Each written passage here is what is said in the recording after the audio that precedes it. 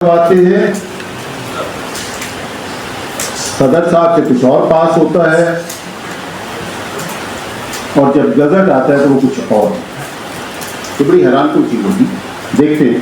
और ये हम बड़े पुराने था, ये जरा देखिएगा, फाइनेंस एक्ट 2019, जब FER के चेयरमैन हमारे ही प्रोफेशन के मोहतरम शबर जैदी साहब। अब इसमें दो चीजें आपके सामने यहाँ पेश हो रही हैं। एक है फाइनेंस बिल जो पेश हुआ, उसमें दायरे में अगर आप देखें तो इसमें क्या लिखा हुआ है कि ये जो टैक्स लग रही है primarily it is first schedule of income tax ordinance, उसमें अमेंडमेंट की बात हो रही है कि इसमें जो प्राइवेट व्हीकल्स थी उसके लिए जो बिल पेश हुआ उसमें लिखा हुआ था कि this shall be tax rupees per seat पर एन। आपको पता है प्राइवेट व्हीकल्स के लिए पर सीट पर एन नहीं हो, ये जो कमर्शियल व्हीकल चल रही होती है उनके लिए पर सीट पर एन। फिर दूसरी राइट साइड की स्लाइड में इसमें अगर आप देखते हैं तो उसमें that is the bill which was pass by the parliament, उसमें भी आपको क्या नजर आ रहा है, यही लिखा हुआ है कि पर सीट पर एन। अब जरा आगे चलते हैं कि इसके साथ हुआ क्या। ये आपके पास गजट की दो कॉपीज, मेरे लिए तो प्रशांत को है, आपके लिए शायद इंटरेस्टिंग हो। इसमें दो गजट्स की कॉपीज मैंने लगाई हैं। पहला जो लेफ्ट साइड पे है, अगर आप सबसे नीचे इसका देखिए तो इसका पेज नंबर इज 1, बाकी ऊपर देखिए इट वॉज एक्ट 5 of 2015 जो 2019, डेट ऑफ इश्यूएंस वाज 30 जून। इसके ऊपर टॉप पे देखिए तो इसका रजिस्ट्रेशन नंबर इज 302। अब जरा राइट साइड वाले भी चले गए, same registration, same date of issuance, same number of the act, लेकिन नीचे जरा पेज देखिए, पेज नंबर इज 101।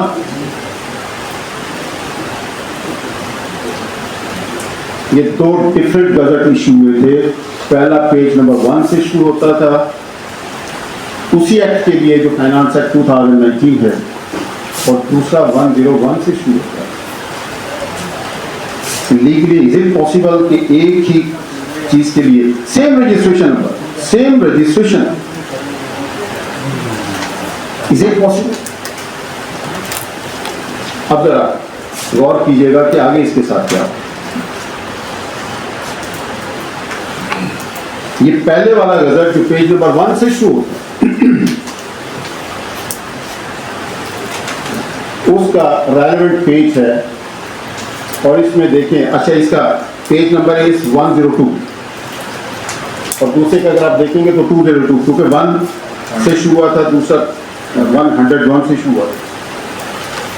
अब पहले में जो पार्लियामेंट से पास हुआ था पर सीट पर एन, जरा राइट वाले पे देखिए, टैक्स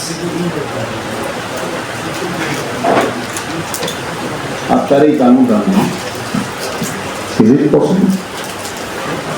इसलिए मैंने आउटरीच जो है ना बड़ा शरीफाना सा लफ्ज इस्तेमाल किया, मीनिंग्स इसके जाके देख लीजिएगा अगर किसी को नहीं पता। ये तहरीकारी के करीब करीब है, कानून ऐसे नहीं होता। FBR is established by the act of the parliament,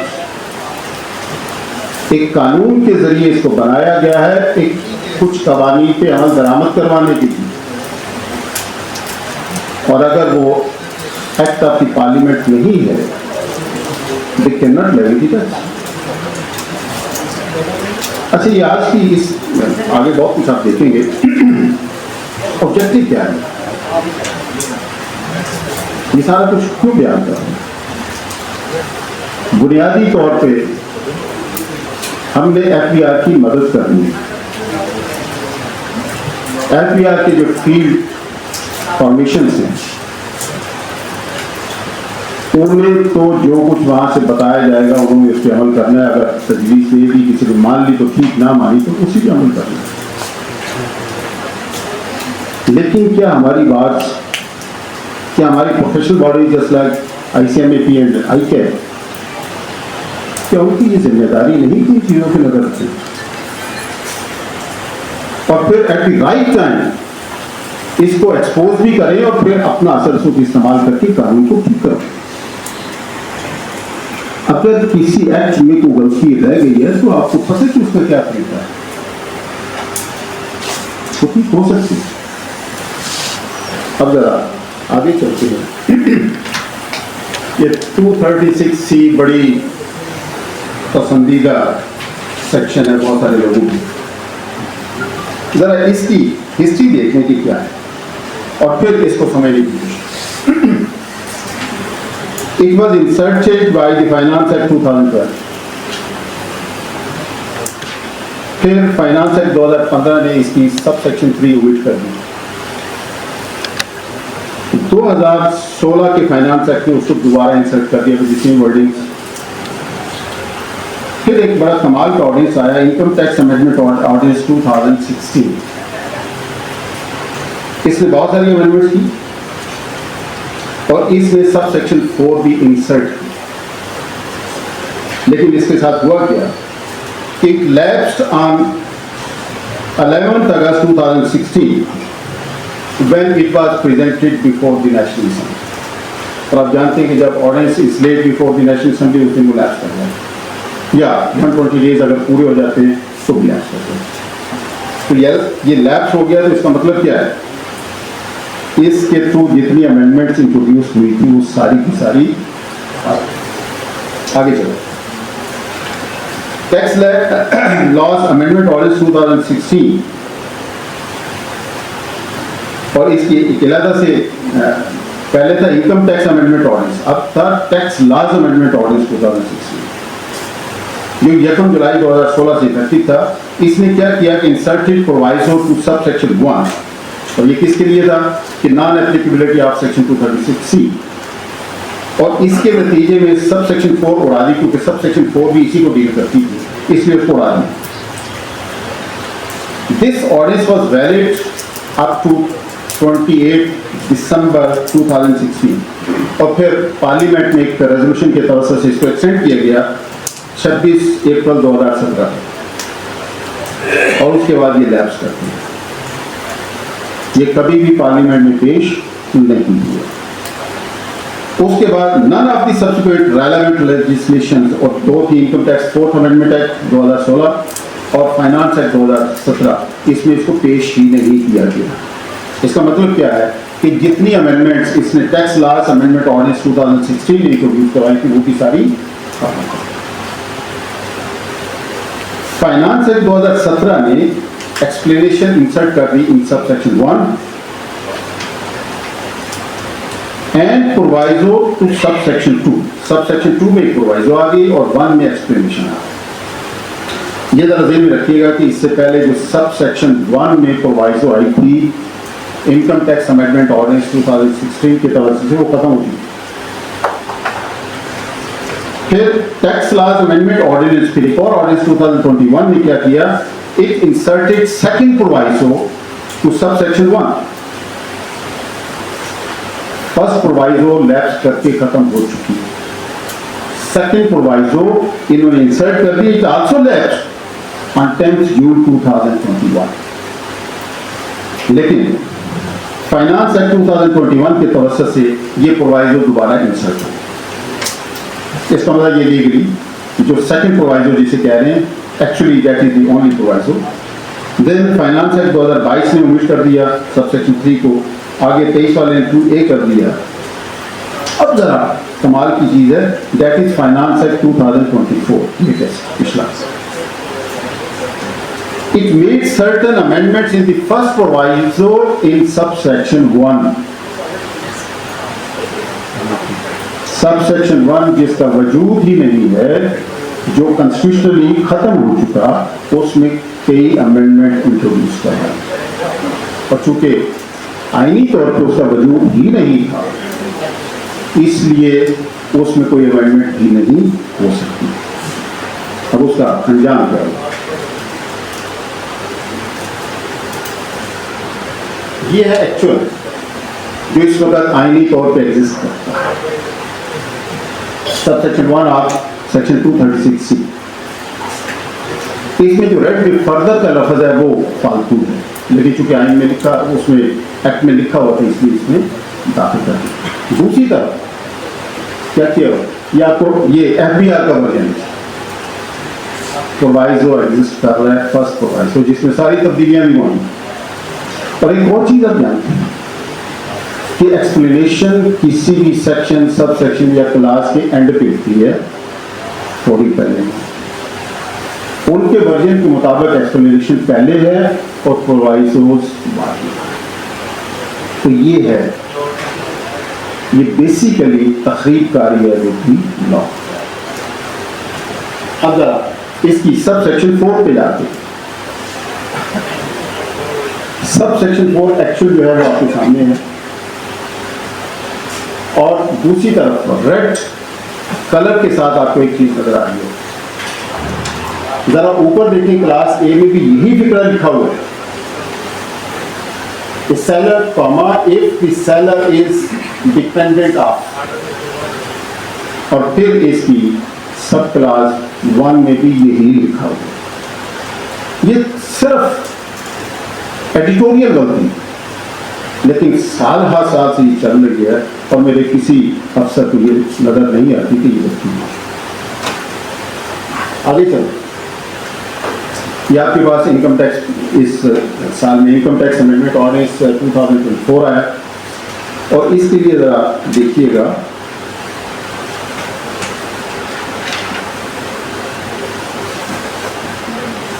कि ये लैप्स कर गया 24 अप्रैल 2025।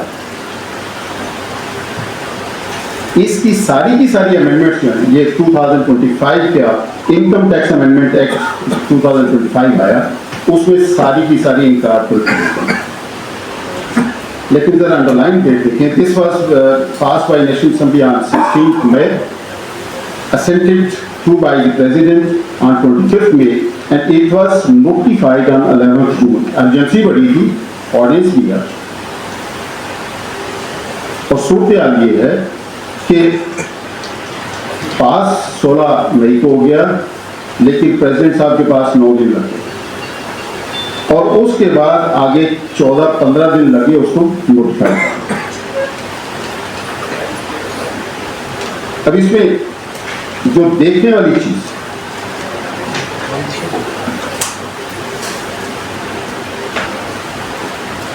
इसके थ्रू ये अमेंडमेंट हुई थी जो इनकम टैक्स एक्ट के थ्रू, सारी की सारी उसमें इनकॉर्पोरेट हो गई। 26 अप्रैल 2025 को लैप्स कर गया।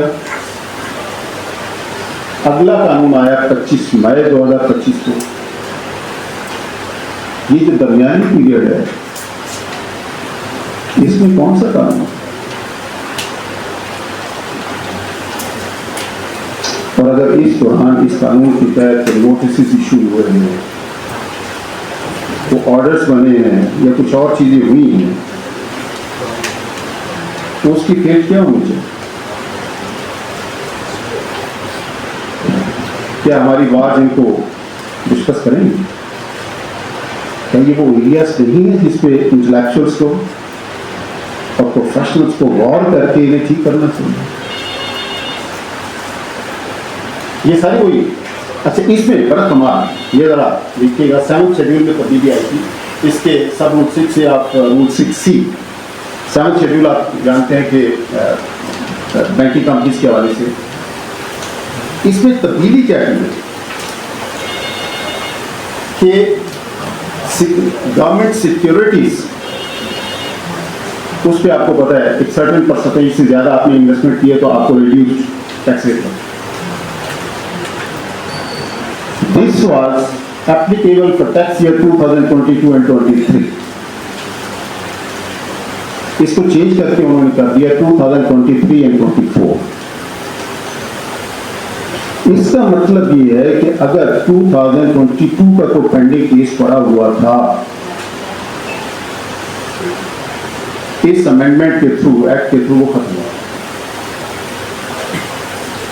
अगली चीज, इसकी जरूरत ही क्या थी जब आप 2025 या फिर लाइन अगर आप देखते हैं, from tax year 2025 normal tax rate shall apply for determining tax liabilities, आपसे बैंकिंग का, तो ये तो वैसे ही खत्म हो गया।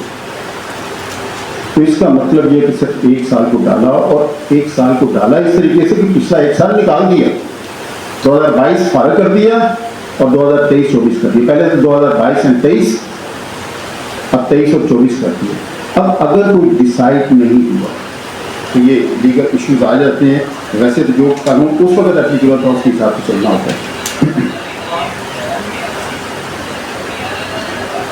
उसके बाद जनाब आपका टैक्स लॉज अमेंडमेंट ऑर्डिनेंस 2025 इसने इनकम टैक्स ऑर्डिनेंस में और बाकी कुछ कवानीन में तब्दीली है, और इन तब्दीलियों को इनकॉर्पोरेट किया गया थ्रू फाइनेंस एक्ट 2025। लेकिन जरा वर्डिंग ध्यान करें, ये स्लाइड आपको दे दूंगा ताकि आप इसको गौर कर लीजिएगा। इन दोनों में फर्क है। जरा पीछे देखिए, पहले प्रोविजन ये थी 138 की, ये प्रोविजन, अब देखिए क्या same subsection but the wording and the provisions and the conditions are different. कौन सी अप्लाई करें? और जो इंटरवीनिंग पीरियड है उसके लिए क्या करें? यही सूरत आगे 146A में यही सूरत, अगर आप देखें तो वर्डिंग आपको डिफरेंट नजर आती है। ठीक है, पहले ये है, अब उसी की ये वर्डिंग। तो ये बड़े सीरियस इश्यूज हैं जिन पर गौर करके और आपको देखना पड़ेगा कि इस पर्टिकुलर लम्हे पे आपके क्लाइंट का क्या स्टेटस है, उसमें कौन सा कानून, और बीच में जो पीरियड है इसमें कानून नहीं था, अगर उसमें ट्रांजैक्शन हुआ तो ये टैक्स एफआईआर नहीं लगा सकते, क्योंकि कानून के थ्रू ही लगाना है, कानून के बगैर नहीं लगा सकते। ऐसे ही 175C सेम, अगर आप देखें तो इसमें आपको तब्दीलियां, अच्छा 175C में ऑर्डिनेंस की तवज्जुह जो लिखा गया कि आप कर सकते हैं, ये कर सकते हैं, लेकिन मकसद उसमें नहीं था। और जब ये फाइनेंस एक्ट बना तो ये नीचे अंडरलाइन लिखें फॉर डिटरमिनिंग टैक्स पेबल। तो इससे पहले जो था इसका मतलब ये कि that can not be used for determining tax payable. क्या आगे चलो, फेडरल एक्साइज एक्ट में सेक्शन 27(4) ये सारी उसके तवज्जुह से जो फाइनेंस एक्ट और ये टैक्स लॉज अमेंडमेंट ऑर्डिनेंस 2025 की तवज्जुह से कीजिए। इसमें क्या है कि अथराइज किसको करना है? मे अथराइज एनी ऑफिसर और employee of the federal government, a provincial government to exercise the powers and perform the functions of the officer of inland. लेकिन जैसे एक्ट में कन्वर्ट होता है तो ये शख्सियात में बदलती है। तब तक आपने वो वाला काम करना है, और अगर वो अपॉइंट हो गया था एनी ऑफिसर और उसने परफॉर्म करना शुरू कर दिया और अब भी कर रहे हैं, अब तो सूरत है कुछ और है। अब अगर आप देखें तो इसमें क्या है कि we authorise any officer of revenue department, पहला फेडरल गवर्नमेंट या प्रोविंशियल गवर्नमेंट का कोई भी बंदा उसके अपॉइंट हो सकता है, एम्प्लॉय है। लिमिट कोई नहीं थी कि किस लेवल का, एक क्लर्क को भी उठा के कर सकते थे। लेकिन बाद में क्या गया कि may authorise any officer of the revenue department not below the rank of naib tehsildar और excise and taxation officer not below the rank of basic pay scale 16 to exercise. इसका मतलब ये कि एक्साइज एंड टैक्सेशन से हट के कोई बंदा अपॉइंट नहीं हो सकता। इनलैंड रेवेन्यू का अगर कोई ऑफिसर आपने इसमें अपॉइंट किया था तो उसकी अपॉइंटमेंट अब इलीगल हो। आगे चलते हैं, सेल्स टैक्स एक्ट। अच्छा प्रेसिडेंट साहब, एक ये जो आपने छापे हैं इस दफा बड़ा अच्छा काम किया, एक्ट और ऑर्डिनेंसेस, ये कहाँ से लिए?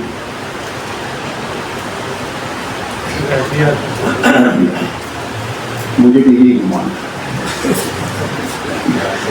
अब देखते हैं इसमें जरा वर्डिंग पढ़े, क्या खूबसूरत है। ये फाइनेंस एक्ट की section 71F, for the existing class 9A the following shall be substituted, और नीचे 9A नहीं है, 9B एंड C है। अब 9A क्या है? इट इज ई इंटरमीडिएट, पर अगर आपने उसको उड़ा दिया तो आपके पूरे कानून में जहां जहां भी उसका जिक्र है वो खत्म हो। और इसमें दो चीजें, section 52A of the sale tax act और फिर chapter 13 of the sale tax rules, वो मरहूम हो जाते हैं। ठीक है। अच्छा जी, इसमें प्रेसिडेंट साहब जो आपने छापा उसमें यही है, उसमें क्या हुआ है? ये भी दो वर्जन आ चुके हैं, दोनों मेरे पास मौजूद है। पहले वर्जन में उन्होंने ये क्लास 9A उड़ा दी है और 9B एंड C ये आपके पास पड़े हुए, इनमें देख लीजिए। आपने जो छापे हैं ना, नहीं से चुके लिए हमने, और हमारे लिए उससे ज्यादा ऑथेंटिक सोर्स हो कोई नहीं सकता। ऑफिशियल वेबसाइट आती FBI, तो उसमें जो पहला वर्जन है जिसे आपने लिया है, उसमें 9A खत्म हो चुकी और B और C मौजूद है। और जो आज मैंने चेक किया, जो वर्जन पड़ा हुआ है FBI की साइट पे, उस पे 9A भी मौजूद है और B और C भी मौजूद है। ठीक है। फिर और ये जरा अगली F के बाद H में इसकी वर्डिंग देखें, क्या क्लासिकल। अच्छा, मैंने जब कानून पढ़ना शुरू किया तो मेरे उस्ताद ने बताया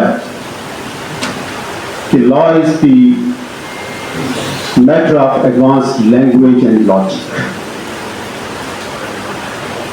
इसमें जुबान भी बड़ी आला होती है और इसकी लॉजिक भी बड़ी कमाल है, और हमारी सारी दलीलें, आर्गूमेंट लॉजिक भी पेश करते होते हैं या कानून भी पेश कर रहे हो, तो इसकी जरा जुबान भी देखिएगा, लॉजिक भी देखिएगा।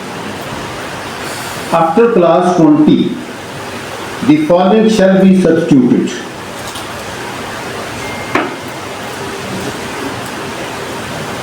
अंग्रेजी जिसको ज्यादा आती है वो इसका तर्जुमा कर। सब्स्टिट्यूशन किसी चीज की होगी,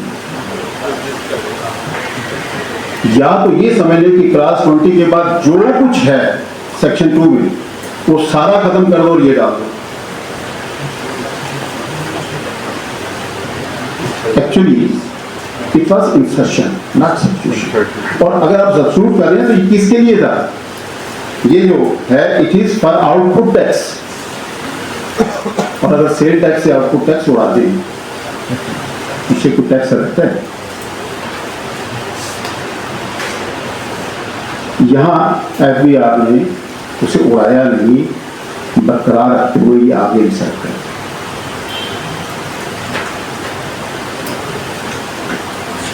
अच्छा जी, अब जरा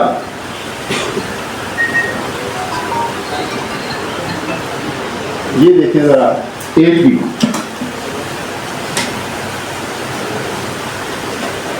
सेक्शन 8B आपकी आप द सेल टैक्स एक्ट, वो ये कह रही है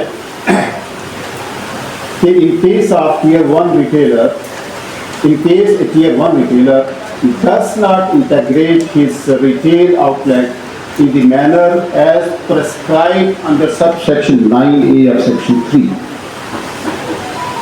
तो उसका इनपुट टैक्स अलाउंस जो है वो 60% कर देगी, सारा निकलेगा। ठीक है। फाइनेंस एक्ट 2025 में अगले कॉलम में देखिए, उसने वो प्रोवाइजो 9A की उड़ा दी जिसके तवस्सुत से टियर 1 रिटेलर को इंटीग्रेट करने के लिए कानूनी तौर पे पाबंद करते हैं। अब 9A ऑफ सेक्शन 3 उसमें किसी नोयत की कोई इंटेग्रेशन एग्जिस्ट ही नहीं। अच्छा, अगर आपने वहां जवाब दिया, हालांकि इस वक्त सबसे ज्यादा शोर शराबा आपको पता इंटेग्रेशन पे चल रहा है, उसकी डेट एक्सटेंड हो रही है, बार बार हो रही है। तो अगर सेक्शन 3 की जो charging section of receipt except है, उसकी 9A में से आपने वो प्रोवाइसो उड़ा दी जो पाबंद करती थी कि वहां रिटेलर को कि वो इंटेग्रेट करवाए अपने रिटेल आउटलेट्स में, वो खत्म हो गई। तो सेक्शन 8B की सब सेक्शन 6 कहां रहती है? तो कुछ में लिखा हो कि as prescribed in sub section 6 of section 8B,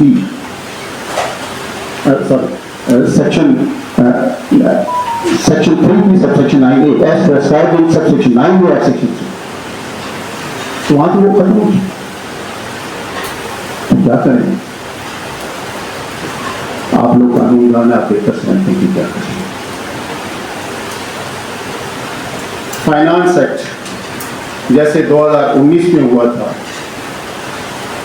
इस वक्त भी उसके 2 वर्जन मेरे पास मौजूद, 2 गजेटेड वर्जन। इसके लिए क्या इतनी लापरवाही से काम है? ऐसी कानून साजी इस तरीके से अब टैक्स लगाएगा। इसमें ये 2 पेजेस मैंने यहाँ पेश किए हैं। एक पेज जो है जिसमें फाइनेंस एक्ट का जो कवानीन को तब्दील करने वाला पोर्शन है, उसका आखिरी पेज है। और अगर आप देखें तो उसके आगे कोई, और ये था किसका?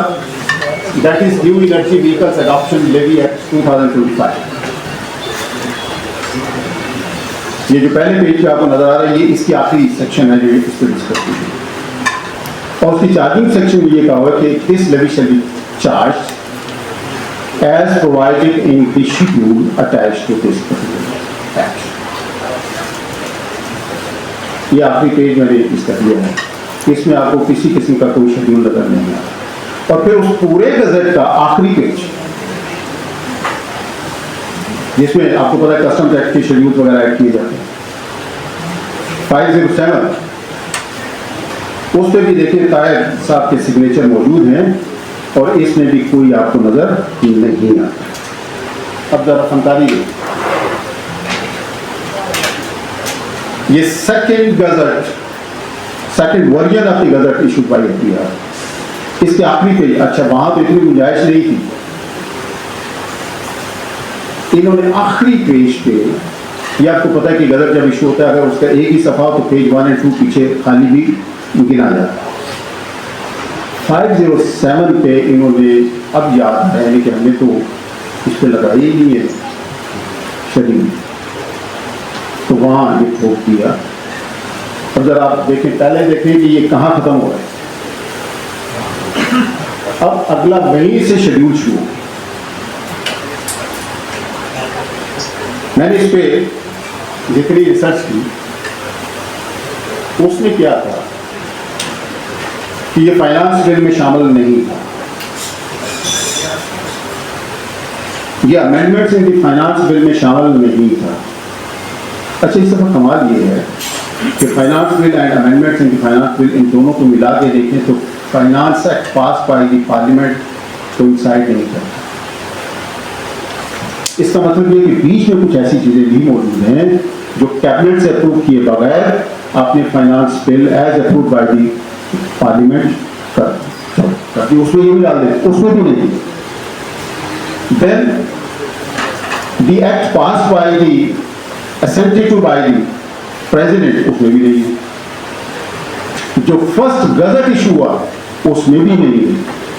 और बाद में होश आई तो एक नया गजट, सेम पेज नंबर, ये जरा ध्यान में रखिएगा, पेज नंबर सेम है, उसके साथ कर दिया।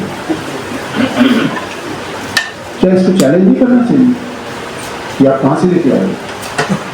क्या कानून के बगैर टैक्स लग सकता है? और क्या कानून ऐसे होता है कि जो पार्लियामेंट ने पास न किया हो, जो प्रेसिडेंट ने असेंट न किया हो, जो आपने गजट किया हो उसमें शामिल ना हो, तो फिर एक और गजट जारी करके ये काम करते? यही सूरत हाल पिछले साल से शोर शराबा मचा हुआ है, टीचर्स एंड रिसर्चर्स रिलेट किया है। इसकी भी कमाल हमारे यहाँ है। ये बेसिकली क्लास 1 और उसकी सब क्लास 1 एंड 2 है। इसमें अगर आप देखें तो क्या हो रहा है, ये आपके सामने है। कभी इसको क्लास कहते हैं, कभी सब क्लास कहते हैं, कभी क्लास कहते हैं, कभी सब क्लास। क्या तो नहीं पता कि ये क्लास है, ये सब क्लास है। इसमें ये अगर आप देखें 1 के 1 2 3 4 5 जगह पे ये सब क्लास है और 3 जगह पे ये क्लास है। उसी ने अमेंडमेंट होगी। आगे देखिए, सब क्लास 2 जो है उसमें 3 दफा क्लास सब क्लास का लफ्ज़ इस्तेमाल हो रहा है, चौथी दफा जब अमेंडमेंट्स कर रहे हैं क्लास को। ठीक, ये 1A जो इंडिपेंडेंट क्लास थी उसके लिए भी कभी क्लास कहते हैं और 3-4 दफा उसे सब क्लास कहते हैं। इससे पता लगता है कि हमारे जो भी मेहमान वहां बैठे हुए हैं उनका काम सिर्फ और सिर्फ, अच्छा FBI में फुल फ्लैज की बात में पहुंची है तो कानून को देखता है, अमेंडमेंट्स को देखता है, उसको फॉलो करता है, ड्राफ्टिंग करता है, फुल फ्लैज की बात है। लेकिन उसे ये नहीं पता कि ये क्लास है, ये सब क्लास है। इसका मतलब कि नीचे स्टैनो साहब जो कुछ कर रहे हैं, बड़े से बड़े अफसर साहब वही कुछ कर रहे हैं। अच्छा, ये जरा देखें, इसके बाद FBI ने ये 2022 के बाद जब ये टीचर्स एंड रिसर्चर का रौला मचा, अब तक 5 versions of income tax ordinance FBI ने इशू किए। वो डेट्स हैं, एक है 30 जून 2022 एंड 23-24 में मई में बहुत बड़ी तब्दीलियाँ हुई थी रेवेन्यू लॉस में, इसलिए फिर इलादा से अपडेटेड ये 6 मई 2024 को हुआ।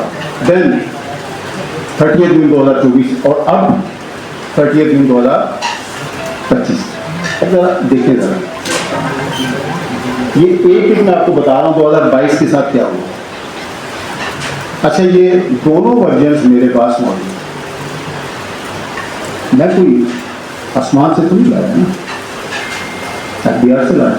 इस डेट को मैंने उसे डाउनलोड किया था, मेरे पास तो डेट मौजूद। अब इसी को देखें, पहले जो मौजूद था इसमें टीचर्स रिबेट मौजूद और ये 22 में अमेंडमेंट हुई और नीचे लिखा हुआ है कि ये जो अमेंडमेंट्स हैं इसमें सब क्लास 1 उड़ाई गई। लेकिन 2024 में जब बहुत शोर शराबा मचा, दिसंबर 2024 में इन्होंने नोटिस इशू किए टू दी एजुकेशनल इंस्टीट्यूशंस के टीचर से आपने ये रिबेट के बगैर रिबेट होल्ड करना, तो शोर शराबा मचा यूनिवर्सिटीज। अच्छा, मुझसे भी किसी ने ओपिनियन ली, मैंने दोबारा उस वक्त कंफर्म करके हम FBI साइड तो मैंने ये दी थी कि इस वक्त भी ये रिबेट अवेलेबल है। लेकिन हफ्ते बाद देखा तो ये राइट वाला वर्जन पड़ा हुआ था 2022 का भी, 23 का भी, 24 मई का भी और 24 जून का। इसमें 4 साल बाद याद आया कि हमने 2022 में खत्म कर दिया। ये 23 का भी यही है, अगले का भी यही है, अगले का भी यही है। अब जरा इसको थोड़ा सा ध्यान से देखिएगा, ये इधर लेफ्ट साइड वाले, ये 30 जून 2024 का है। इसको थोड़ा सा याद रखिएगा, कम से कम इसकी तस्वीर आपके देने होनी चाहिए किस किस्म की है, ताकि आगे आपको पता चले कि क्या हो। अब ये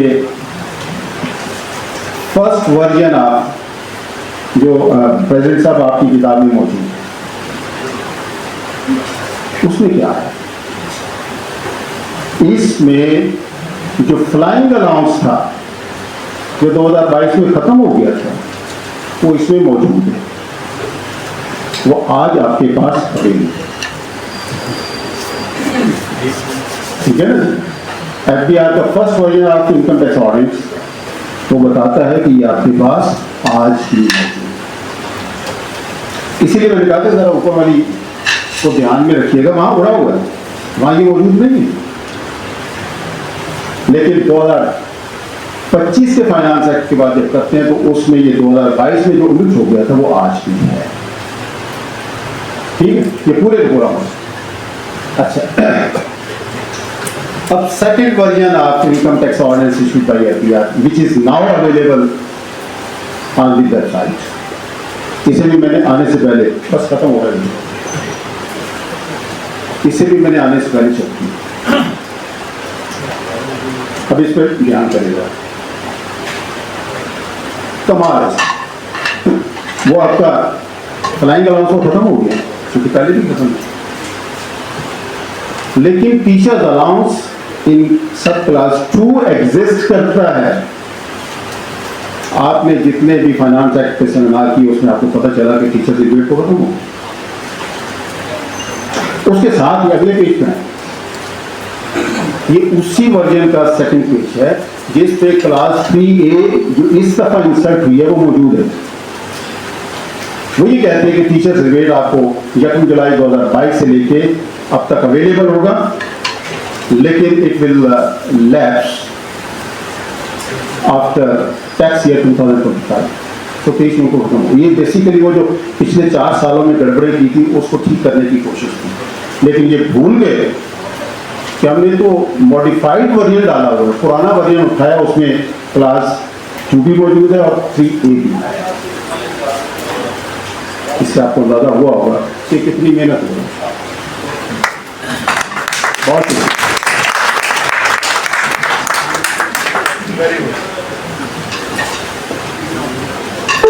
thank you so much Mirza Munawwar Hussain साहब।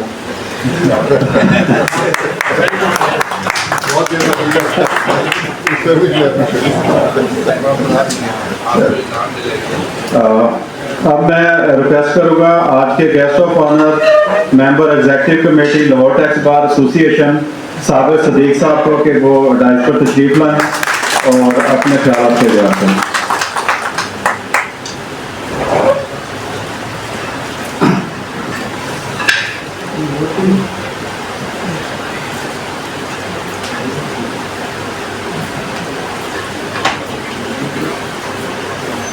बिस्मिल्लाहिर्रहमानिर्रहीम।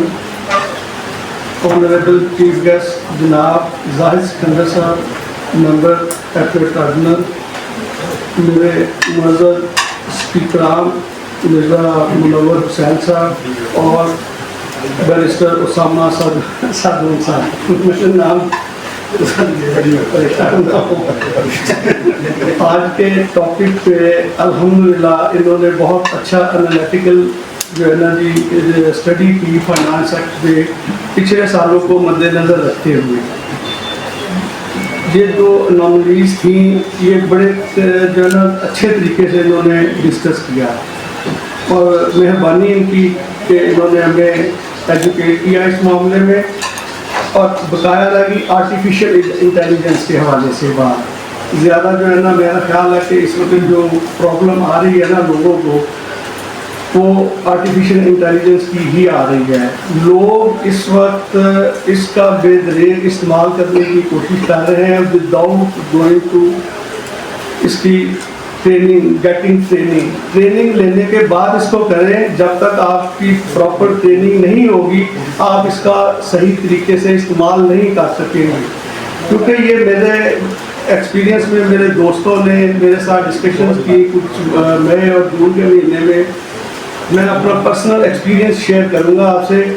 सबसे पहले ट्रेनिंग लें और उससे ज़्यादा ज़रूरी आप लोगों के लिए है कि आप अपना नॉलेज अपडेट करेंगे तो इसका फ़ायदा लेंगे, अदरवाइज आप लोग इसमें अपना मोराल डाउन करवाएंगे और अपने क्लाइंट्स का भी जो है ना इसका नुकसान होगा, क्योंकि जब तक आपका नॉलेज अपडेट ही नहीं होगा ये जो आपके जो जितने भी टूल्स हैं ये एआई के ये आपके लिए जो है ना वो नुकसान करेंगे।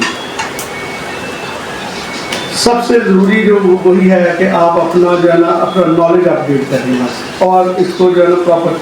दूसरा ये था कि ये जो उसामा साहब ने आज जो किया एआई के ऊपर, हमें तो कुछ चीज़ें हमने कुछ चेक की, जैसे ई कॉमर्स पे टैक्सेशन के बारे में हमें नहीं बताता कि जी सेल्स टैक्स क्या होगा, ये हम ऑलरेडी इस पर वर्किंग कर चुके थे। ना हमें ये बता रहा है कि जो 2025 के एक्ट के तहत क्या क्या मामला आ रहे हैं, ये भी देखने वाली बात हुई। सेल्स टैक्स फ्रॉड के बारे में काफ़ी सारी प्रॉब्लम जो है ना वो चेंजेस आए हैं, प्रोसिक्यूशन के बारे में 11 का 37 का, तमाम तो ये प्रॉब्लम्स को सॉल्व नहीं कर रहा इस वक्त। जब तक अगर आप अपडेटेड होंगे तो आप इसको जो है ना इस्तेमाल कर सकेंगे, अदरवाइज आप लोग जो है ना अपना आपको जो है ना उनको डाउनवर्ड ले जाएंगे। इसी तरह पेंशन में भी यही प्रॉब्लम्स हैं। आप एआई को देते हैं क्या कहते हैं उसको कि मुझे ये करके दो, तो उसमें 5-6 किस्म की वो हैं पेंशन के मामला हैं। अपील फॉर्म्स भी अभी तक वो अपडेटेड नहीं है। अगर आपका नॉलेज अपडेट नहीं होगा तो एआई जो है ना वो आपको प्रॉपर तरीके पे ये गाइड नहीं कर सकेगी। तो ये ज़रूर कीजिएगा कि अब सबसे पहले अपना नॉलेज अपडेट करें और उसके बाद जो है ना इससे हेल्प ले, तो ये हेल्पफुल है। आपकी ट्रांसलेशन को ठीक कर देगा, आपके दूसरे मामला को भी ये ठीक करेगा। तो ये जो है इसको जो है ना सबसे पहले जो है ना प्रॉपर ट्रेनिंग लेनी है आपने इसकी, उसके बाद जो है और अपना दूसरे नंबर पे अपना जो है ना वो करें नॉलेज अपडेट। शुक्रिया।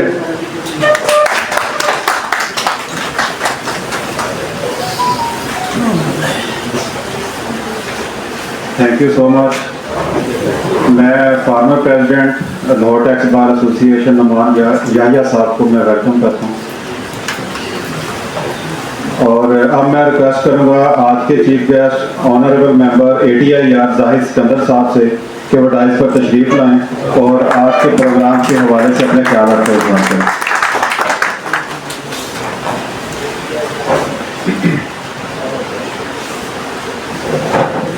बिस्मिल्लाहिर्रहमानिर्रहीम। Honourable president Lahore tax bar association Nasir sahab और उनकी कैबिनेट, तमाम ऑनरेबल गेस्ट ऑफ ऑनर और ऑनरेबल स्पीकर, मेहमानान गिरामी और तमाम मुअज़्ज़ज़ अरकान बात, सबको अस्सलाम वालेकुम।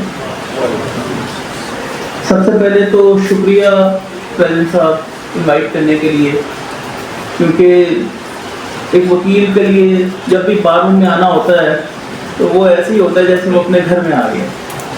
प्रिजाइडिंग ऑफिसर के तौर पर बड़ा कम मौका मिलता है, लेकिन जब भी आते हैं तो ऐसा लगता है वो होम स्वीट होम वाली फीलिंग ही आती है। तो बहुत शुक्रिया सबसे पहले इनवाइट करने के लिए, आप सबसे इंटरेक्ट करने के लिए। मैं अभी तकरीब के शुरू में प्रेसिडेंट साहब से बात कर रहा था कि जो अमल ये तालीम व तदरीस का टैक्स बार एसोसिएशन ने कुछ सालों से एक रवायत रखी हुई है कि बहुत शानदार अमल है। असल में जो बार एसोसिएशंस हैं उनका यही काम है कि आने वाले नए दोस्तों को, जो मेंबरान हैं और नए वालों को भी, एग्जिस्टिंग वालों को भी, वो उनकी तरबियत, उनके लिए नॉलेज अपना शेयर करें, उनको गाइड करें।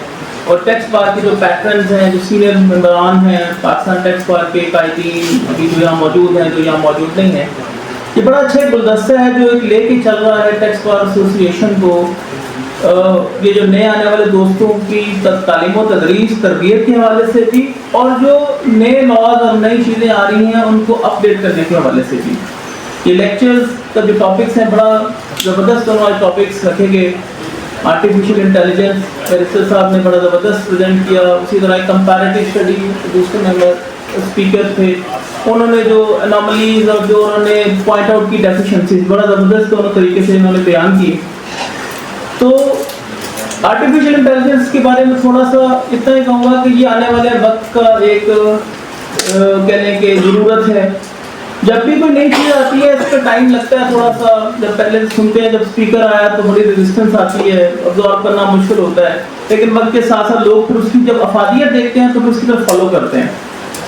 पिछले कुछ सालों में बहुत तेज़ी से टेक्नोलॉजी, पिछले 50-100 सालों में अगर आप देखें तो बहुत तेज़ी से साइंस ने तरक्की की है। इंटरनेट डेवलप हुआ, उसके अलावा और जो डिवाइसेस हैं डेवलप हुई, इंसान का काम आसान कर दिया है। शुक्र है बैरिस्टर साहब ने मुझे कहा कि इंसान की ज़रूरत ख़त्म नहीं होगी, काम आसान होगा, ज़रूरत ख़त्म नहीं होगी, क्योंकि ये वाकई एक बहुत ये डिस्कशन की चीज़ रहती है कि क्या आर्टिफिशियल इंटेलिजेंस के आने से जो इंसान है उसकी वो रोबोट वाला सारा काम करेंगे तो इंसान क्या करेंगे। तो thank you very much barrister साहब, आपने मैं हौसला दिया, क्योंकि कुछ दिनों पहले मुझे भी बता रहा था कि आप जजमेंट भी जो है वो राइटिंग के लिए आर्टिफिशियल इंटेलिजेंस की हेल्प ले लिया करें। हम तो सर अभी हमें आदत नहीं है, ना हमें नॉलेज एंड एक्सपर्टीज है, हम तो पुराने ही तरीके से चल रहे हैं, लेकिन on a serious note yes it is the future of the Mankind. और जो नए दोस्त आए हैं और जो एग्जिस्टिंग है सबके लिए मैं समझता हूँ बहुत ज़रूरी है इसको अपने अपने हवाले से अपडेट करना। और टैक्स के लॉयर्स के लिए मैं एक चीज़ कहता हूँ कि इनकी अडेप्टेबिलिटी सबसे ज़्यादा है। फॉर एग्जाम्पल जो सिविल के लॉयर्स हैं, जो क्रिमिनल के लॉयर्स हैं, उनकी जो एक्सपर्टीज है वो सिविल लॉज में है। तो सिविल लॉ में तो अमेंडमेंट कोई आनी है, कोई लेटेस्ट अपडेट आनी है तो उनको 2 साल में एक दफ़ा आएगी, 5 साल में एक दफ़ा आएगी। टैक्स लॉज ऐसे हैं जिसमें हर साल अपडेट होना है और 1 साल में कई दफ़ा अपडेट होना है।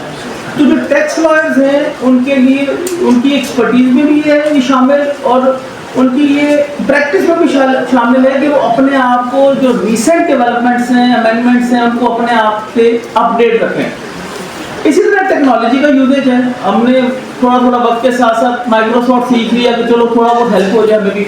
अब आने वाले वक्त में आर्टिफिशियल इंटेलिजेंस है तो ये भी मैं समझता हूँ बहुत ज़रूरत है। तो more you get used to the technology, जितने आप फ्रेंडली होंगे टेक्नोलॉजी से आपके लिए उतनी ही आसानी होगी। दो प्रॉज एंड कॉन हर चीज़ के होते हैं, नुकसान और फायदे समेत है, लेकिन मैं समझता हूँ कि टेक्नोलॉजी ने इंसान की लिए बहुत आसानियाँ की हैं। और आर्टिफिशियल इंटेलिजेंस में जिस तरह ये कह रहे हैं कि 800 पेजेस 1 मिनट में, अब 800 पेजेस को पढ़ने के लिए कम से कम 2 दिन चाहिए इंसान को, या 3 दिन चाहिए, तो अगर वो 1 मिनट में कह रहे तो ये तो सुपर ह्यूमन भी मुश्किल होगा इस तरह करना। तो यस, जिस तरह हमने कहा कि ट्रेनिंग्स हैं, ट्रेनिंग्स में भी अपने पे पार्टिसिपेट करें और अपने आप को इसके लिए अडेप्ट करें। दूसरा जो लेक्चर दूसरे मेंबर स्पीकर ने दिया बड़ा ज़बरदस्त, इतनी डेप्थ में कभी हमने भी बहुत कम देखा है, अल्लाह से को पॉइंट आउट कर दे।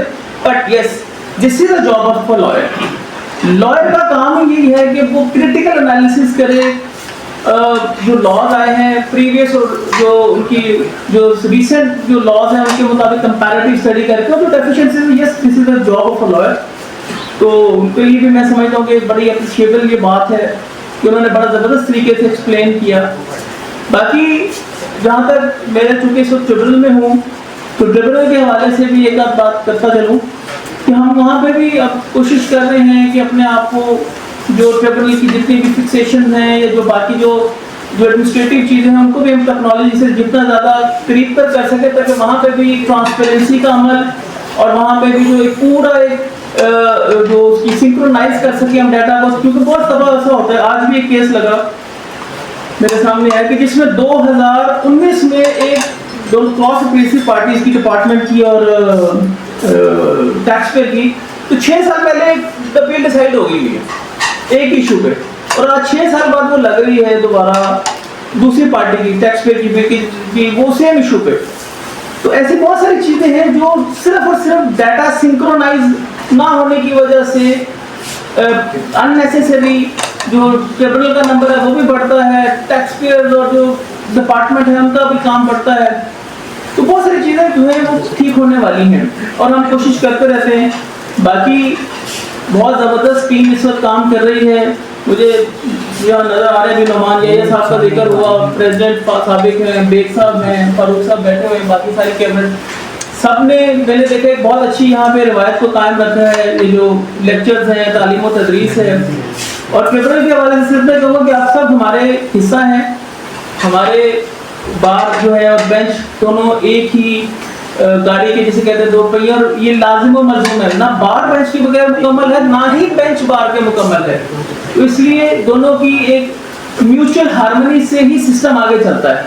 और हम स्पेशली मैं क्योंकि बाहर से ही हूँ, टैक्स बार का भी मैं लाइफ मेंबर हूँ, मुझे भी 30 साल हो गए काम करते हुए, तो मैं हमेशा से ये कहता हूँ कि आप लोगों के लिए दरवाजे हमारे दरवाजे आप लोगों के लिए हमेशा खुले हैं। कोई इशू हो, कोई प्रॉब्लम हो with respect to the tribunal, कोई किसी किस्म की आपको वहाँ पे कोई प्रॉब्लम आ रही हो, फील फ्री टू कम। बाकी डिसीजंस अपनी जगह, लेकिन आप सब हमारे भाई हैं और आप बिल्कुल आप बिला जो है झिझक आप आइए अपना कोई मसला बयान कीजिए, चाय पीजिए, whatever you want to do, ठीक है। और इसके अलावा इस तरह की मैं रिक्वेस्ट करूँगा राणा साहब से भी, उनकी कैबिनेट से, कि इस जो है रिवायत को चलाते रहें और जो है इस जो खूबसूरत जो एक आपने रिवायत कायम की हुई है इसको कंटिन्यू कीजिए। और इसके साथ ही मैं आप सबका शुक्रिया अदा करूँगा once again for having me here, for interacting you and for talking to you. Thank you very much, Rana sir, and all the cabinet. Thank you very much.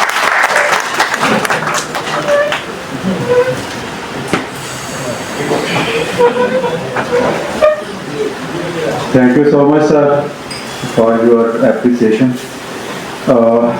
अब मैं अब जो हाउस है अभी ओपन है क्वेश्चन आंसर्स के लिए, जो भी आपके क्वेश्चंस हैं काइंडली आप कर सकते हैं।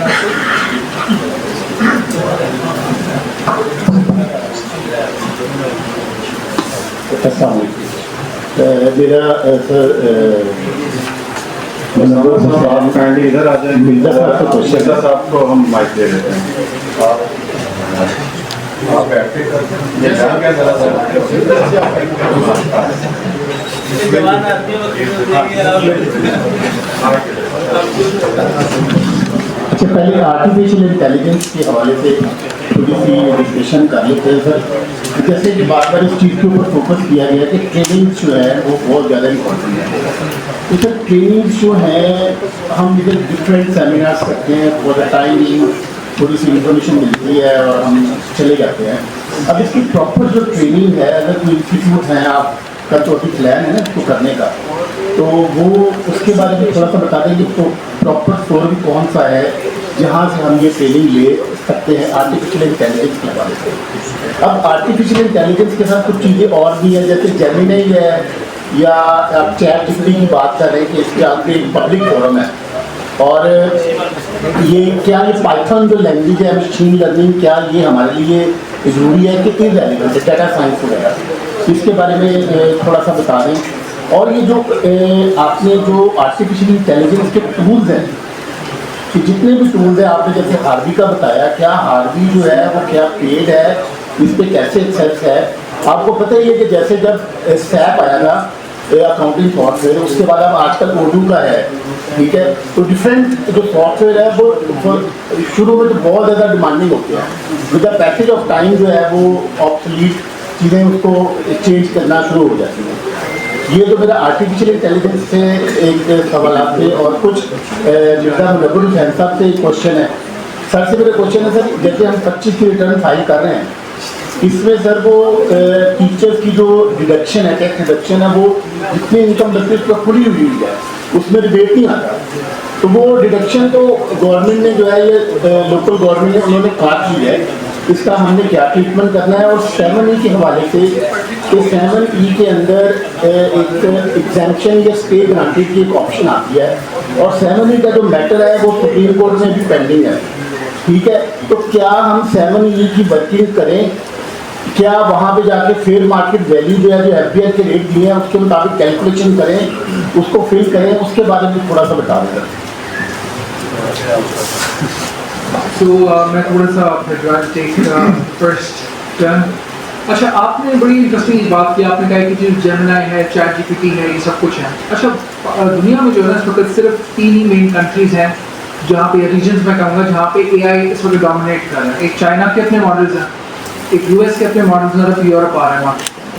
तो जहाँ आप जेमिनी की बात करते हैं या आप ओपन AI की बात कर रहे हैं, इनके पीछे कंपनी सेम है, सारी artificial intelligence, the purpose is exactly the same, उसमें कोई चेंज नहीं है। एक ही लेट्स से कंप्यूटिंग पावर कुछ है, किसी की कुछ है। फॉर एग्जांपल अगर आप ट्विटर इस्तेमाल करते हो, जिसको आप X कहते हैं, वहाँ पे ग्रॉक है। So those are different names of AI, number 1। Number 2, वो जो आप बात कर रहे हैं ना ट्रेनिंग्स की, बिल्कुल ट्रेनिंग्स अवेलेबल है। फॉर एग्जांपल UK के अंदर लंडन स्कूल ऑफ इकोनॉमिक्स करवाता है एक training, it's for about 14 days, but the cost is too high, it's like around 4,000-5,000 pounds for those 12 to 14 days. So Pakistan के अंदर अभी इफेक्टिवली अगर मैं देखूँ, this is why I am starting it, तो पाकिस्तान में मैंने पहले ढूंढा कि मैं अगर खुद वहाँ यहाँ से कहीं से सीख लूँ, लेकिन then I have to go, I have to learn myself. तो इसलिए अब पाकिस्तान में हमें फर्स्ट इंशाल्लाह I'm launching and I think we'll be the first ones but we will not be the last ones.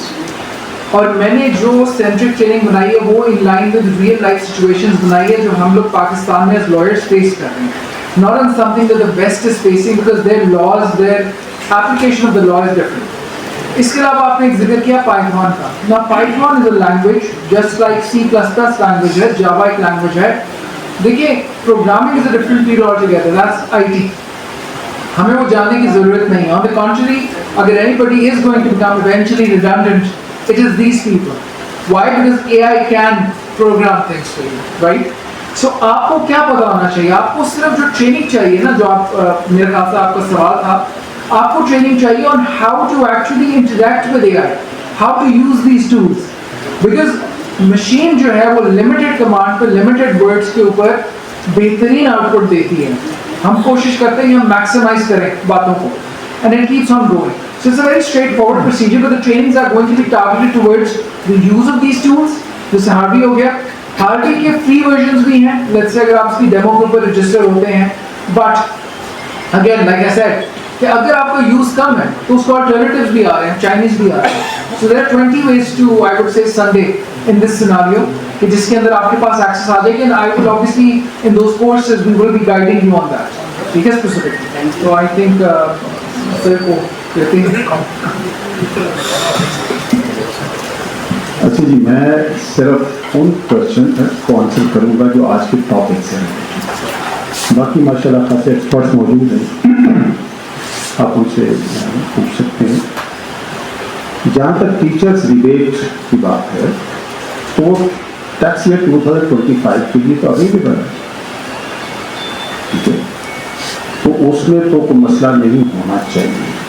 Return में अगर आप देखें तो आपका जो बैकवर्ड ट्रेडिंग सर्टिफिकेट्स हैं उसमें एक बड़ा अजाब बना हुआ,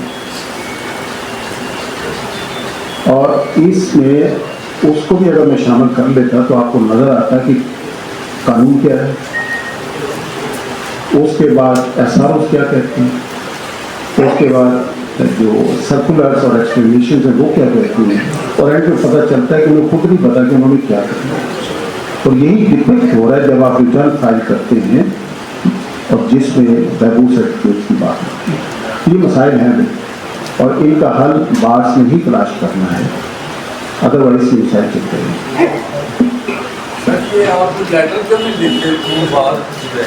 देखो जी, बार को मैंने 2 साल पहले तो 7 सफ़े की एक डिटेल दी, उसमें पाकिस्तान टैक्स बार भी शामिल था और अब तशरीफ रखा. उसमें मैंने टाइटल उसका दिया था unconstitutional provisions in the income tax and sale tax law. सच्ची बात यह है कि ये जो टॉपिक है इस पर मैं पूरी किताब लिख सकता हूँ, लेकिन किसके लिए? ना मेरे वकील साथियों ने पढ़नी है, ना FBI ने देखनी है, ना गवर्नमेंट ने देखनी है. तो ये तो सिर्फ आपको जगाने के लिए मेरा आज का ये प्रेजेंटेशन थी कि बार्स का काम सिर्फ जो FBI ने कह दिया उसके अमल करना नहीं है. आपकी एक रिसर्च कमेटी होगी, उनकी ये चीज़ों को ले और पूरे तरीके ये मकसद है. बड़े लेटर लिख चुके हुए हैं, ये भी रोज लिखते हैं.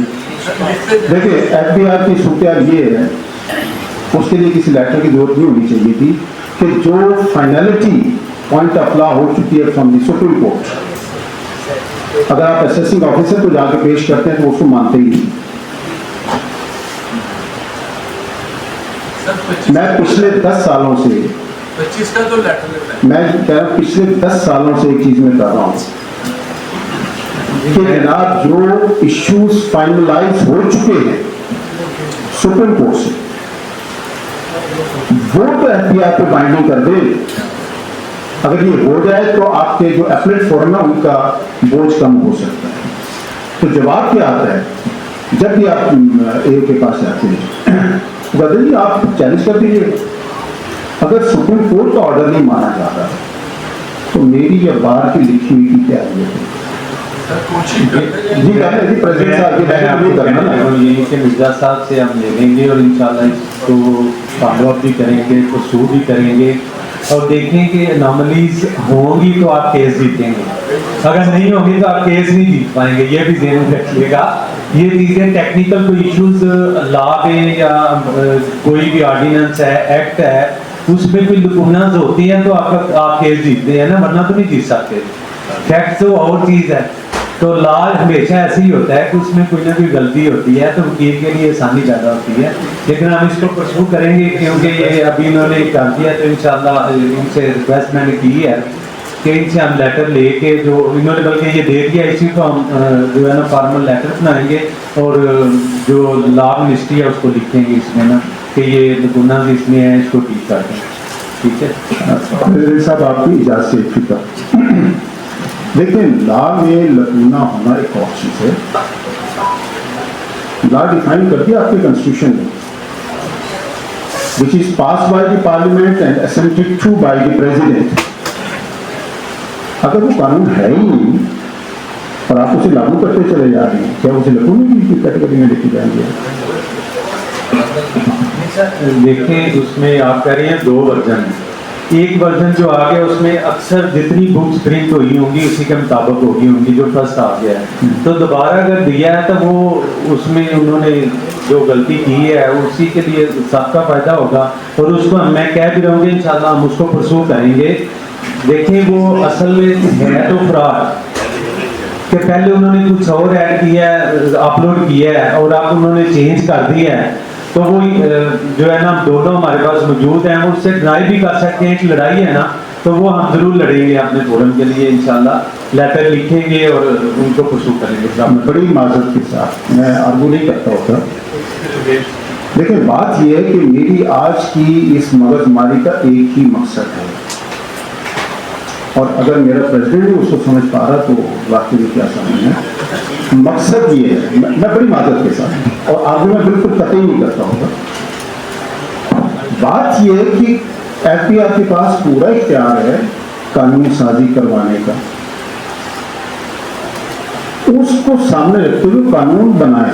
अगर कानून बना ही नहीं, उसे अनॉमलीज की ना कैटेगरी में ले सकते हैं, ना उसे हम फायदा उठा सकते हैं, ना ही ये एक हरकत हुई कि उसके नतीजे में बार बार होती जा रही है। अगर पहली स्टेज पे 2019 में इसे चैलेंज कर लिया जाता पूरे तरीके से तो ये 2 गदर जारी ना होते। सर मैंने रिक्वेस्ट की है आपको कि इंशाल्लाह जो है ना हम इसको परसू करेंगे और लेके चलेंगे, साथ साथ अपने मेंबरान को बताना भी है ना कि उनके लिए भी आसानी है।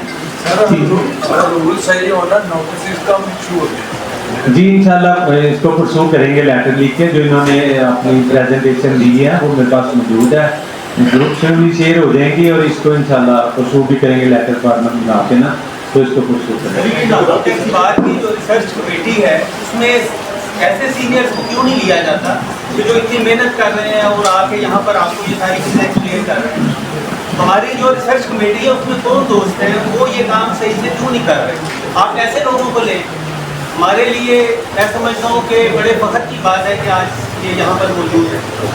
तो इनको सेठ साहब किन्होंने बुलाया है और उनसे पूछिएगा कि उनकी प्रेजेंटेशन मैंने कहाँ देखी थी और क्यों बुलाया। मैं अप्रिशिएट कर रहा हूँ। तो फिर इसको समझे, इसको इंशाल्लाह हम करेंगे। ये क्यों वाला क्वेश्चन जो है ना वो आपको जवाब एक्चुअली ये मुझे तमाम कैबिनेट ने बाहर इन चीज़ों के लिए कहा, मैं ये इनकी तरफ से रुकावट नहीं है, मैं ही कुछ नालायक हूँ जो अब फोरम्स पे काम नहीं जाता हूँ, ये इनकी तरफ से कोई रुकावट नहीं। ना इससे पिछली कैबिनेट ना उससे पिछली, सारे लोग ही अल्लाह इन्हें खुश रखे ये बात करते रहते हैं, मैं ही नालायक हूँ, मैं नहीं आ रहा। सर आप इतना नालायक है तो इतनी गलती ने कहा।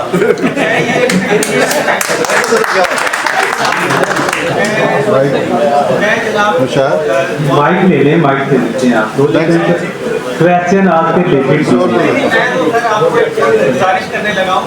मैं सदर साहब को एक छोटी सी गुजारिश ये करना चाह रहा हूँ कि ऐसे काबिल लोगों को सामने लाया जाए। यहाँ लाहौर टैक्स बार में ऐसे लोगों की अशद ज़रूरत है।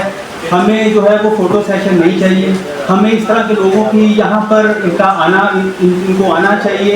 हम इनसे सीखना चाहते हैं, इनको कुछ जो इनके पास नॉलेज है वो हम यंग लोगों को क्यों नहीं डिलीवर कर रहे। यहाँ पर मैं देख रहा हूँ यहाँ सब बच्चे बैठे हुए हैं, इन लोगों को हम सिखाने के लिए यहाँ बुलाते हैं, लेकिन उस तरह से क्यों डिलीवर नहीं हम कर पा रहे?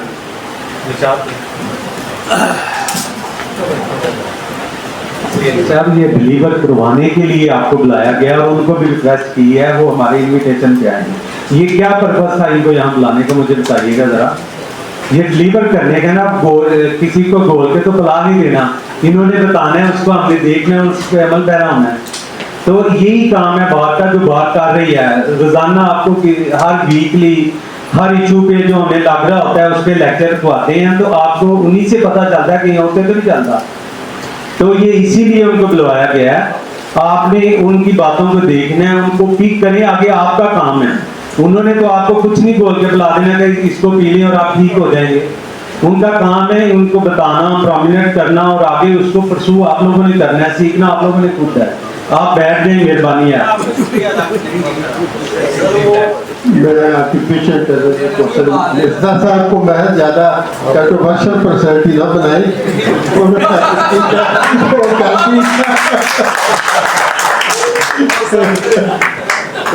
सर अगर कुर्सी इजाजत हो तो मैं इनकी इस बात में कोर्स ऐड करना चाहूँगा कि आयरॉनिकली अगर आप जो कुछ अभी मैंने बड़ी गौर से इनकी प्रेजेंटेशन को देखा, मैं बहुत एक एक बात, अभी वो कहीं तो मैं पूरा लेक्चर लैपटॉप पे लिख रहा था, मैं दे सकता हूँ, तो मैंने नोट किया बिकॉज ही वाज राइट। लेकिन अगर तो ये इंटेंशनल नहीं है और ये सारी क्लरिकल इश्यूज हैं और इनकॉम्पिटेंस हैं, तो वुड यू बिलीव कि जो डॉक्यूमेंटेशन है 2019 से 2025 की, इसकी uploading will not be more than 25 minutes. AI can sort out all the ambiguities in under, I don't know, 3-4 minutes, और अगर आप उसको कहीं पिटिशन भी आपको ड्राफ्ट कर देगा। अब इंटरेस्टिंग बात ये है कि ये बल्कि वो जो कहते हैं ना लेक्चर से कनेक्ट हो गया। The reason I was telling you कि this is where the world is moving is कि आगे आने वाले वक्तों में ये गुंजाइशें खत्म हो जाएंगी, क्योंकि इन सारे इदारों के पास ये सारी इंफॉर्मेशन होगी और एक सेकंड लगेगा कि डेटा अपलोड हुई और ये यहाँ पे कॉन्ट्रडिक्शन आ रही है, क्लैश आ रही है। जैसे मैंने आपको उस फैसले का बताया था जो मैंने AI पे चेक किया, तो उस कंट्री की, चलो मैं बता देता हूँ, जापान की बात हो रही है। Japan is the first world country, बड़े कॉम्पिटेंट लोग हैं, उनसे मैनेज नहीं हो रहा है। 5 फैसले 5 म्यूनिसिपैलिटीज के अंदर फर्क जजमेंट अप्लाई हुई है, उनको पता ही नहीं। व्हाई? बिकॉज वो कहते हैं ना डॉक्यूमेंट्स का फिलंदा ह्यूमनली पॉसिबल नहीं है। तो क्योंकि मिर्जा साहब all the way you know he obviously went through everything, साल आफ्टर ईयर, तो उनको हैट्स ऑफ। लेकिन अगर मिर्जा साहब के अलावा साथ में system is also working at the back, ये काम आप मैं कोई भी कर सकता है literally, because all we need is online documentation that can be read by the AI, as simple as that. So मैं उसमें थोड़ा सा कनेक्ट करना चाहूँगा कि मिर्जा साहब ने बड़ी मेरी भी आंखें खोली हैं, because I will be doing further research on this कि how can AI be utilized in the government connected with the bar and other institutions to facilitate consistency across the federation. जी मैंने एक छोटी सी इसमें एडिशन करना चाह रहा हूँ। अभी मिर्जा साहब ने एक फिनांस एक्ट जो सेल टैक्स एक्ट है 1990, उसमें 8B6 का जिक्र किया है कि प्रोवाइजो डिलीट कर दिया उन्होंने। प्रोवाइजो उन्होंने उम्मीद इसलिए किया है कि वो जो है ना रिटेलर का इंटेग्रेशन वो ख़त्म कर दिया है, अंदर उसको इंटेग्रेट नहीं करेंगे 9A के तहत।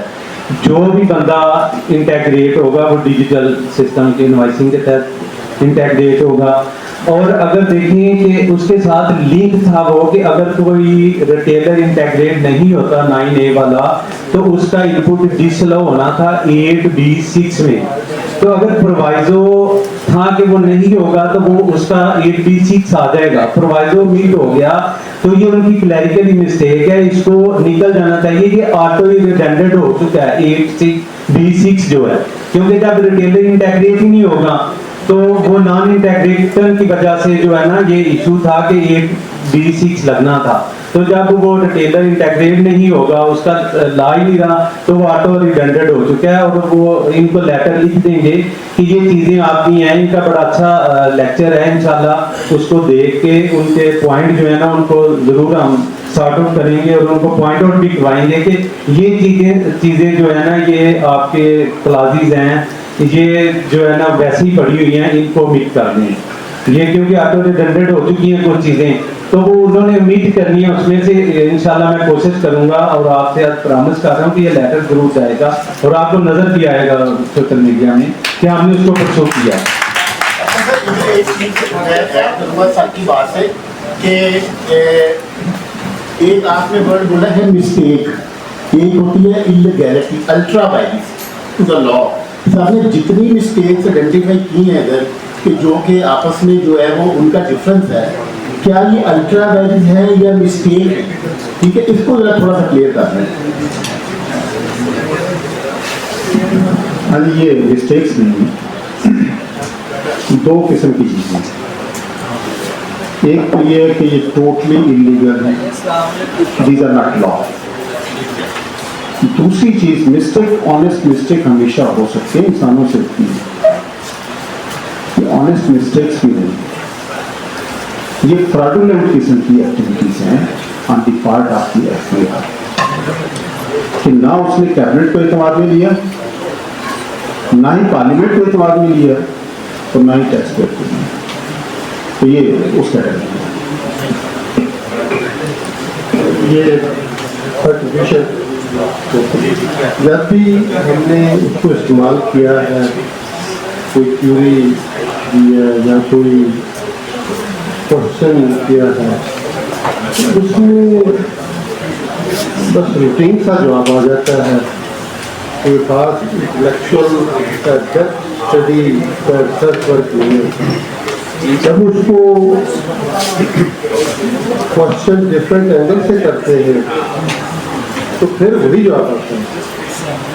और जो 4 दफ़ा तो मैंने इस्तेमाल, उसके बाद उसने कहा सॉरी आई कैन नॉट, ये जवाब आना शुरू हो जाता है।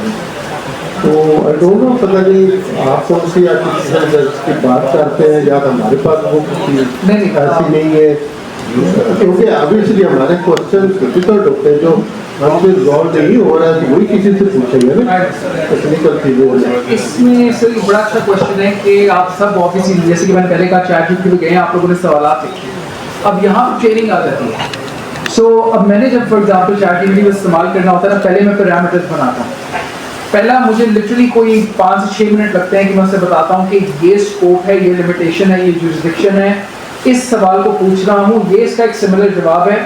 अगेन क्योंकि आप ओपन एआई इस्तेमाल कर रहे हैं, ओपन एआई आपसे सीख रही है, आपको नहीं सिखा रही है, पेड आपको सिखाएगी, पेड वो जो पैसों से आ रही है ना, वो आपके जवाब बिल्कुल सारे ठीक देगी। मैं क्या करता हूँ, मैं पैरामीटर्स बनाता हूँ, मैं बताता हूँ कि फलानी चीज़ है, इसको आपने एक डॉक्यूमेंट है, इसको स्टडी कर लो। अब मैं वो डॉक्यूमेंट अपलोड कर सकते हैं, मैं कहता हूँ ये डॉक्यूमेंट स्टडी कर लो, मैं कहता हूँ जवाब ना भी देना, मैं लिखता हूँ बकायदा प्रॉम्प्ट में, मैं पैरामीटर्स बना रहा हूँ, पैरामीटर्स बना लूंगा तो फिर मैं कहूँगा जवाब, वो खामोशी से बैठा रहता है। मैं उसको आगे से डॉक्यूमेंट्स अपलोड करता हूँ, पैरामीटर्स बनाता हूँ, कहता हूँ कि ये इसकी जजमेंट है, ये इसके जवाब हैं, ये मुझे सब समझ आती है, सबको एनालाइज करके मुझे जवाब दो। Sir, every time parameters have been made by an individual human being, the answer has been very specific and it has been correct. जहाँ पर हम कहते हैं ना कि AI को हमने कोई चीज़ दी और उसने सही जवाब नहीं दिया, वहाँ पर आप एक काम कीजिएगा, कभी उसी जो आपने कमांड्स दी हैं उन्हें कॉपी पेस्ट करें AI में और कहें मुझे बताओ तो मैं समझ के आई है मेरे इन सवालात से, मुझे उसके सेलिएंट फीचर्स बता दो, एक लफ्ज़ इस्तेमाल कर लीजिए, वो आपको कुछ और बता रहा होगा, कहीं मेरा कोई मतलब नहीं था। हमारी कम्युनिकेशन जो होती है ना विद AI, उसके अंदर भी कभी कभार लैकिंग होता है, and that is where a lot of things start to fall down. मैंने लोगों को देखा है एडवांस मैथमेटिक्स के सवाल AI में डालते हुए उनका जवाब ठीक आता है। अगर वो इतनी बड़ी कॉम्प्लिकेशन को through logic, through omittance and through analysis resolve कर सकती है, तो फिर उसके अंदर वही वाली बात फिर घूम के आ जाती है trainings. If you know exactly what command prompts you have to put into ChatGPT, you know exactly how the documentation has to be laced, कैसे करके आपने, इसको हम कहते हैं क्यूबिंग। So क्यूबिंग का कॉन्सेप्ट ये है कि हम एक क्यूब बनाते हैं दीवारों का उसके इर्द-गिर्द ChatGPT के फॉर एग्जांपल, और कहते हैं इस क्यूब के बाहर नहीं जाना, तुमने गवर्नमेंट के सोर्सेज नहीं देखना, तुमने XYZ पास एक्सपीरियंस अपना नहीं देखना, मैं तुम्हें एक क्यूब बना के दे रहा हूँ which is covered from all sides, और ये उसके restrictions हैं, ये उसकी bifurcations है, उसको यहाँ से काट रहा हूँ। फिर जब भी उसने जवाब दिया ना, इंक्लूडिंग जो पिटिशन उसने ड्राफ्ट करके मुझे दिए हैं, मैं आपसे, मैं on a very serious note, I recently tried this, मैंने एक बड़े अच्छे हैं हमारे दोस्त हैं, मैं नाम नहीं लूँगा उनका, उनको मैंने कहा सर एक पिटिशन ड्राफ्ट करनी है इसके ऊपर, आपके क्या ख्याल है, पॉइंट्स क्या है। ChatGPT ने मुझे कहा कि इन शख्सियत की पिछली 5 पिटिशन मुझे दे दो। मैंने 5 पिटिशन सर की अपलोड कर दी। मैंने कहा इनको देखते हुए बता दो इनने में क्या प्रेयर लिखनी है। Can you imagine 97% prayer was exactly what he gave me. उसने सांचा बना लिया of the practitioner. I have done this and I am telling you कि जजेस की मैंने 15 20 जजमेंट्स अपलोड करके पहले चैट जीपीटी से एस्टिमेट करवाया है कि मुझे बताओ जजमेंट क्या देगा।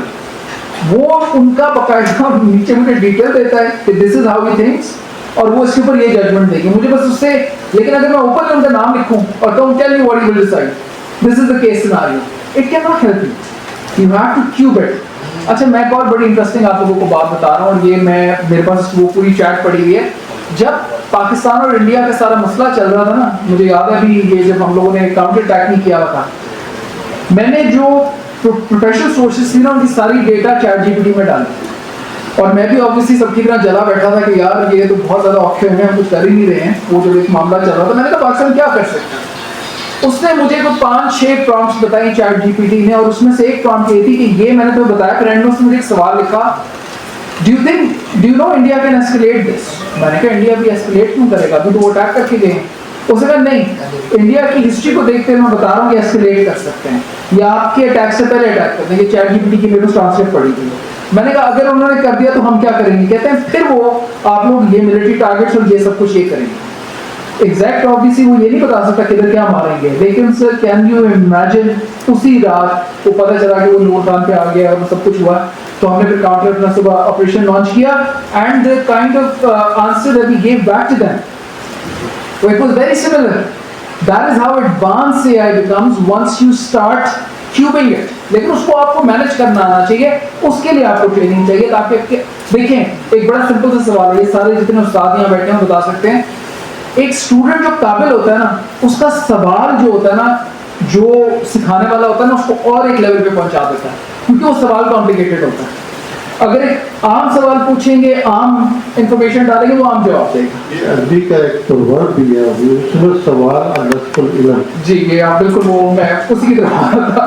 सो बेसिकली वो it depends on you. Chat GPT आपकी अक्कासी करेगा। उसने एक आपको ये नहीं अज्यूम करना कि मेरे सामने पीएचडी स्कॉलर बैठा है। मैं तो बल्कि उससे जब सवाल करता हूँ सर, मैं पहले अपना इंट्रोडक्शन कराता हूँ। मैं कहता हूँ ये मेरी क्वालिफिकेशन है, इस लेवल पे मेरे से बात करो, उसकी ज़बान बदल जाती है आपको पता। So this is what we need to understand.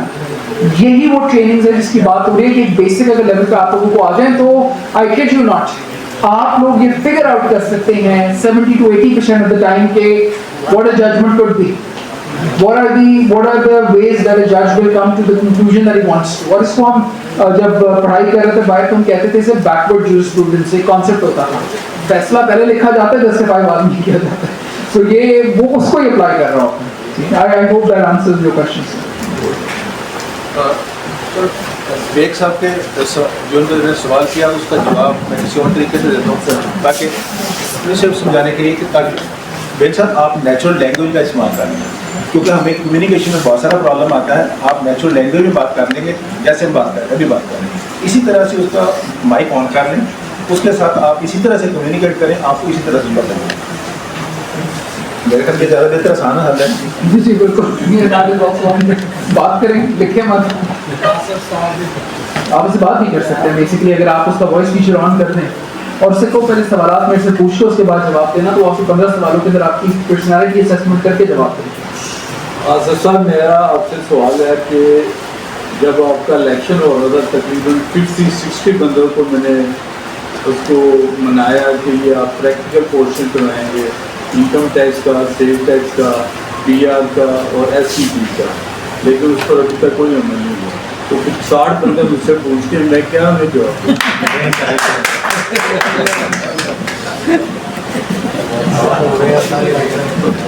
Ji sir, मेरा ख्याल है कि अपना नदीम भट्ट साहब ने आपको एक्सेल की शीट बना के दी थी, ठीक है।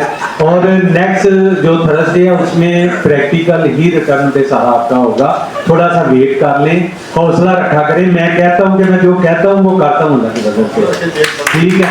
नेक्स्ट थर्सडे जो है ना, अभी क्योंकि ये पॉइंट इनका पिछले जो है ना, मैंने एक ICMA में एज ए गेस्ट गया था, तो मिर्जा साहब का मैंने वहाँ ये लेक्चर सुना, इनको टाइम प्रॉपरली नहीं दिया गया था, शॉर्टली। तो मुझे बेटर लगा कि मेरी बार मेम्बरान के लिए ये अच्छी चीज़ है, तो मैंने उन्हें रिक्वेस्ट कर ली थी उसी वक्त कि सर ये मुझे दे दें, मैं आपको बुलाऊंगा। तो जो नेक्स्ट थर्सडे आ रहा है उस दिन रिटर्न पे लेक्चर है, और इंशाल्लाह आपको एक्सेल की शीट में उसकी फिगर्स एक एक फिगर देखें। हर कोई रिटर्न जो है ना वो सेपरेट ट्रीट होती है, हर बंदे की इनकम ट्रीट सेपरेट है, हर बंदे की सोर्स ऑफ इनकम दूसरी तरह के हैं, और उसकी वेल्थ स्टेटमेंट के एसेट हैं, वो चीज़ें आपको वो बनानी, यहाँ पे एक्सेल की शीट बना के दिखाएंगे और आपको समझाएंगे कि कैसे बननी है, प्रॉफिट एंड लॉस कैसे बनना है, ट्रेडिंग अकाउंट कैसे बनना है। अगर कोई ना हो सके तो मैं खुद भी दे दूंगा इसका लेक्चर, ऐसी कोई बात नहीं। बस ठीक है, कोई और है तो अच्छा AI कर लेते। बहुत शुक्रिया आपका। वोट ऑफ थैंक्स के लिए मैं रिक्वेस्ट करूंगा कामरान खलील साहब को फिर एडवाइस को देना।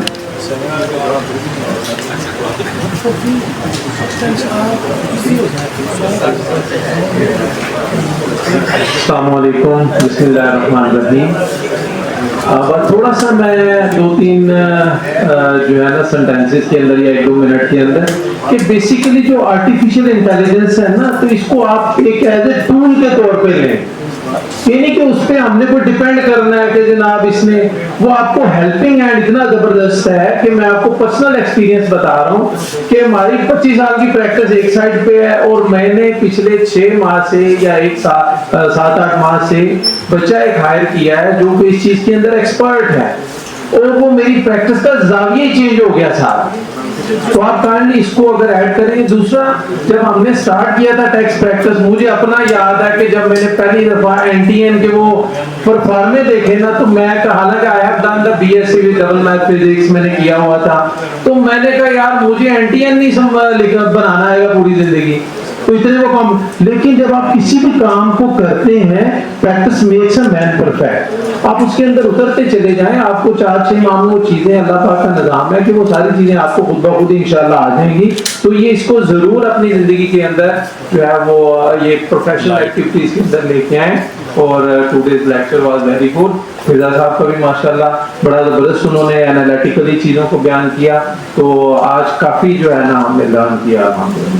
दुआ फरमाते हैं बिस्मिल्लाहिर्रहमानिर्रहीम, अल्लाहुम्मा सल्ली अला मुहम्मदिन व अला आलि मुहम्मदिन कमा सल्लैता अला इब्राहीम व अला आलि इब्राहीम इन्नका हमीदुम मजीद। रब्बना आतिना फिद दुनिया हसना व फिल आखिरति हसना व क़िना अज़ाबन्नार। अस्तगफिरुल्लाहल्लज़ी ला इलाहा इल्ला हुवल हय्युल क़य्यूम व अतूबु इलैह। सल्लल्लाहु तआला अला रसूलिही अजमईन।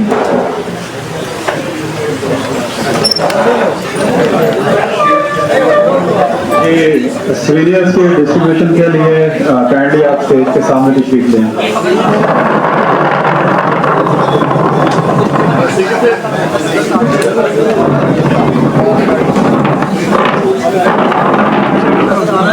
आगे ले जाए यार, उसको लेके जाओ।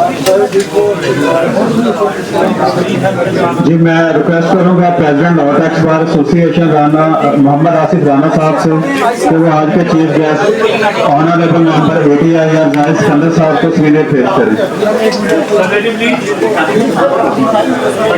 सर साथ हो जाए आप भी प्लीज। एसोसिएशन मोहम्मद आसिफ राना साहब से कि वो आज के guest of honour Sabir Sadiq sahab को सीनियर पेश करें।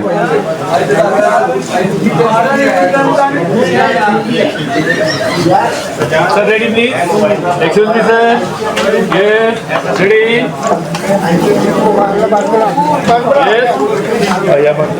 जी, मैं रिक्वेस्ट करूंगा आज के गेस्ट स्पीकर मिर्जा मनव्वर हुसैन साहब से कि वो अपनी सीनियर रिसीव करें। Sir ready please, excuse me sir, जी, मैं रिक्वेस्ट करूंगा guest speaker barrister Usama Saidul Memon sahab से कि वो आज के चीफ गेस्ट से अपनी सीनियर रिसीव करें। Sir ready please. मैं रिक्वेस्ट करूंगा joint secretary Lahore tax bar association Zeeshan Tahir Bhatt sahab से कि वो आज के चीफ गेस्ट से अपनी सीनियर रिसीव करें। मैं रिक्वेस्ट करूंगा फाइनेंस सेक्रेटरी एहतशाम अहमद गुजर साहब से कि वो आज के चीफ गेस्ट से अपनी स्वीनियर रिसीव करें। Sir ready please. मैं रिक्वेस्ट करूंगा vice president Lahore tax bar association Kamran Khalil Kamboh sahab से कि वो आज के चीफ गेस्ट से अपनी स्वीनियर रिसीव करें।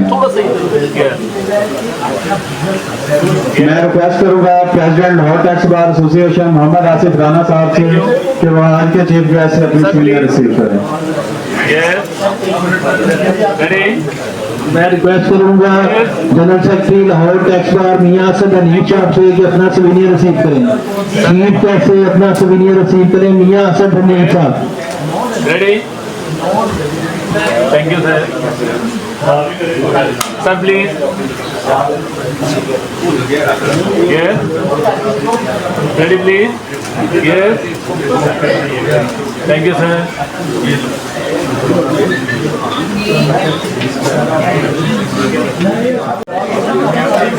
Okay sir. Yes ready. Ready please sir. Yes ready. Yes ready.